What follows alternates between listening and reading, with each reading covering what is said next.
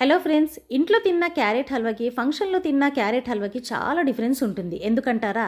Just నేను ఇక్కడ చెప్పినట్టు మీరు చేసి చూడండి. ఫంక్షన్లో ఎలా అయితే క్యారెట్ హల్వా ఉంటుందో అదే విధంగా ఉంటుంది. జస్ట్ మనం క్యారెట్ తీసుకొని ఇక్కడ కుక్కర్లో ఉడికించుకోవాలి, కొంచెం పాలని వేసి. ఈ విధంగా ఉడికించుకున్న తర్వాత చూడండి ఎంత చక్కగా ఇక్కడ ఉడికిపోయిందో. ఉడికిన తర్వాత కొంచెం దీన్ని మనం మ్యాష్ చేసుకోవాలి. అలా అని మరీ మెత్తగా చేసుకోవద్దు, జస్ట్ పైన అలా మ్యాష్ చేసేసుకోవాలి.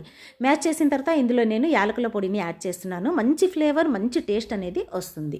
మరి ఈ క్యారెట్ హల్వాలో డ్రై ఫ్రూట్స్ కావాలి కదా, సో కొంచెం డ్రై ఫ్రూట్స్ని నెయ్యిలో మనం బాగా ఫ్రై చేసేసుకోవాలి. ఫ్రై చేసిన తర్వాత మనం ఇక్కడ మ్యాష్ చేసినటువంటి ఈ క్యారెట్ని ఒక చిన్న ప్యాన్లోకి తీసేసుకుందాం. తీసిన తర్వాత ఇందులో షుగర్ని యాడ్ చేసుకోవాలి. మనకి స్వీట్నెస్ ఎంత కావాలో అంత షుగర్ని యాడ్ చేసుకోవాలి. ఈ క్యారెట్ హల్వా ప్రిపేర్ చేసేటప్పుడు ఇందులో పాలు కనిపిస్తున్నాయి కదా, ఈ పాలు మొత్తం కంప్లీట్గా ఇందులో డిజాల్వ్ అయిపోవాలి. అప్పుడే మనకి క్యారెట్ హల్వా వచ్చేసి మంచి టేస్ట్ అనేది వస్తుంది. ఇప్పుడు మనం ఫ్రై చేసి పెట్టుకున్నటువంటి ఈ డ్రై ఫ్రూట్స్ని పైన ఈ విధంగా యాడ్ చేసేసుకున్నాం. మరి ఫంక్షన్లో తిన్న క్యారెట్ హల్వా